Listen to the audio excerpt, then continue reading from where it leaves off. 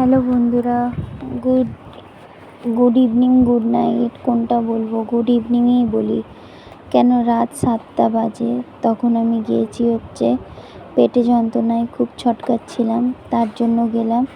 আমি না অনেক অপেক্ষা করি ঠিক হয়ে যাবার। যখন আমি ঠিক হই না তখনই কিন্তু আমি ডাক্তারখানাতে যাই।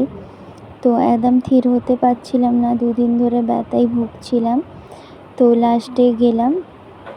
এটা দেখো বেনুবন নার্সিংহোম, ঠিক আছে? আমি এখানেই দেখাই, আমাদের এখানে এটাই নামি দামি নার্সিংহোম, আর এখানে লেডিস ডাক্তার রয়েছে, সেই জন্য আমি যাই, ঠিক আছে? তো যাই হোক, আবার দেখো সকালবেলা হয়ে গেছে, তারপরের দিন সকালবেলা। তো ওইটুকুনি আমি রাতের বেলা ভিডিও করতে পেরেছিলাম, তারপরে কিন্তু আমি আর ভিডিও করতে পারিনি। আর তোমাদের দাদাভাই ছিল, তোমাদের দাদাভাই ভিতরে গিয়েছিল রিসেপশানে জানতে যে ম্যাম এসছে নাকি। তো আমার দেখো এখানে খুব অবস্থা খারাপ রয়েছে। ওষুধ আনার পর, ওষুধ খাওয়ার পর ব্যথা কিন্তু কিছুতেই কমছে না, ঠিক আছে? আজকে হচ্ছে সোমবার, ব্যথা একটুও কমছে না। আমি এই ব্যথা নিয়ে আছি। তো মারিয়াম রানীকে বললাম, মারিয়াম একটু ভিডিও করো মা, ভিডিও দেওয়া হচ্ছে না। তো তাই ও আবার চলে গেল ওর নানিকেও ভিডিও দেখাতে। আমি ভালোই হলো, তাহলে বড় হয়ে যাবে ব্লগটা, তো বেশ সুবিধা হবে। তো দেখা যাক এখন কত দূর ভিডিওটা নিয়ে যেতে পারি, কত বড় ভিডিওটা হোক।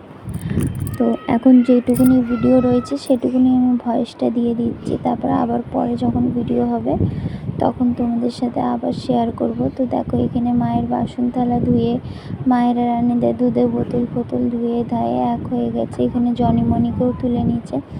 আর এখানে আমার দেখো অবস্থা তো পুরো খারাপ রয়েছে। আমি বসতে পারছি না, শুতে পারছি না, চলতে পারছি না, এত পেটে যন্ত্রণা হচ্ছে। তো মারিয়াম রানী দেখো ভিডিও করছে, একবার সামনে নিয়ে আসছে, একবার পেছনে নিয়ে আসছে। আর মায়ের রানীর ভিডিও করছে বলে ও একবার এইদিকে পালাচ্ছে, একবার ওই দিকে পালাচ্ছে, ঠিক আছে? আর আমি এইদিকে শুয়েই আছি। তো আমার এখন অবস্থাটা খুবই খারাপ হয়ে রয়েছে গাইস।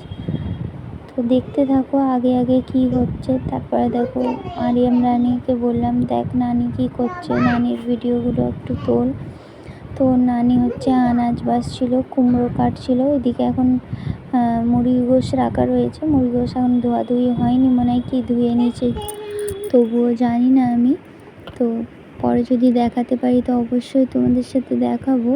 আর এখানে দেখো মায়ের আনাজ বাছা হয়ে গেছে। আর আমার এখানে না পেটে অতিরিক্ত যন্ত্রণা হচ্ছে, তাই মাকে বললাম যে, মারিয়ামকে বলে পাঠালাম যে মারিয়াম নানিকে ডেকে নিয়ে আসে, একটু মালিশ করে দেবে।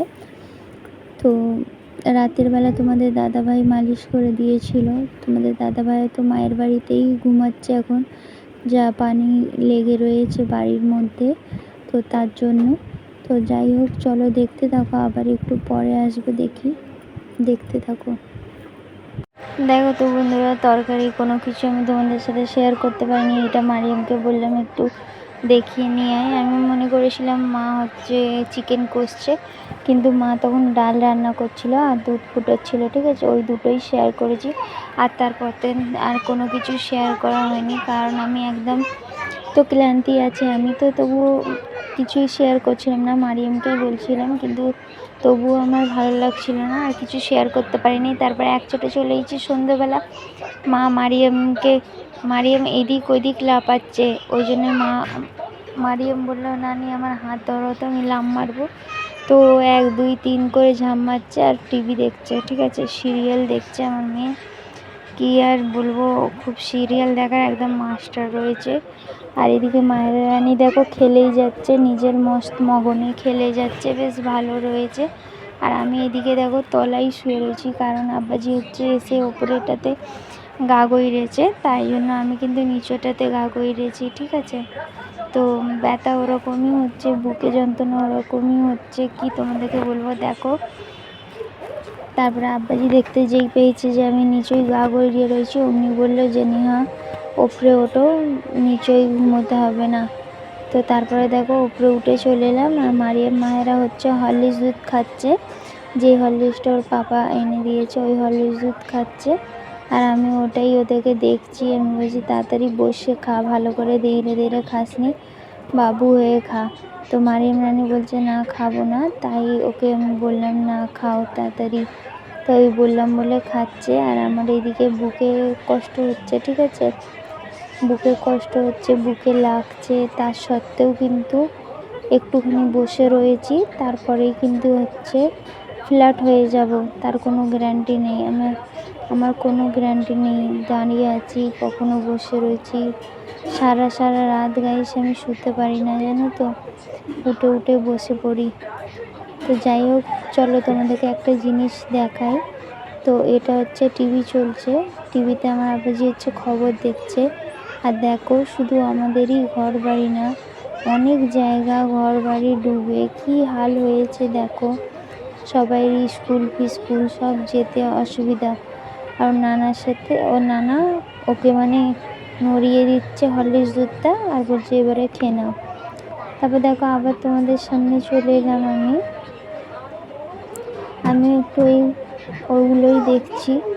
আর সারাদিন আজ তেমন কোনো শরীরটা ভালো ছিল না, জানি না কবে ভালো হবে। আর আমার এইদিকে দেখো বুকে খুব কষ্ট হচ্ছে। আজকে আমার সেন্টারে যাবার কথা ছিল, সেন্টার মানে জানো তোমরা, হেলথ সেন্টার, ঠিক আছে, ওইখানে যাবার কথা ছিল। তো ওইখানে কিন্তু আমি যেতে পারিনি, আজ আমার এতটা শরীর খারাপ তার জন্য। তো তার জন্য বললো ঠিক আছে তুমি যেদিনকে ভালো থাকবে সেদিনকে আসবে, কিন্তু এই হপ্তার মধ্যে এসো। তো আমি বললাম ঠিক আছে এই হপ্তার মধ্যেই যাব, দেখি কোন দিনকে শরীরটা একটু সুস্থ মতন থাকে তো সেই দিনকেই যাব। তো এখন আমি যাইনি, আমি ভাবছি একটা পেটের ছবি করতে হবে, এই হপ্তার মধ্যেই ছবিটা করতে হবে, আর তারপরে যেতে হবে নিয়ে। তো তাই আমি ভাবছি একচোটে বেরোবো, দুটো কাজ হয়ে যাবে। তার আগে আমি বেরোতে পারবো না, দেখি কি হয়, আমি এখন জানি না, দেখি যদি না ভালো থাকি তাহলে ওই একদিনই বেরোবো, পেটের ছবিটাও করে নেবো। আর আমার এত শরীর খারাপ থাকে বলে দেখো, আমার এটা নিয়ে তৃতীয়বার পেটের ছবি হবে, আর একবার হবে, 4বার পেটের ছবি হবে, জানো তো। আমার শরীর খারাপ মানে আমার একটু অন্যরকম কন্ডিশান রয়েছে, রক্তর প্রবলেম রয়েছে, সবাই পজিটিভ রক্ত থাকে, আমার হচ্ছে নেগেটিভ রক্ত রয়েছে, সেই জন্য আমার ইঞ্জেকশানও লাগে। তো আমার দুটো মেয়ের বেলাতেই লেগেছে, আর এই বেলাতেও লাগবে, আর এর বেলাতে আবার দুটো করে লাগবে, একটা আমার ইঞ্জেকশান হয়ে গেছে, আর একটা বাচ্চা হওয়ার পরে লাগবে 72 ঘন্টার মধ্যে। তো চলো।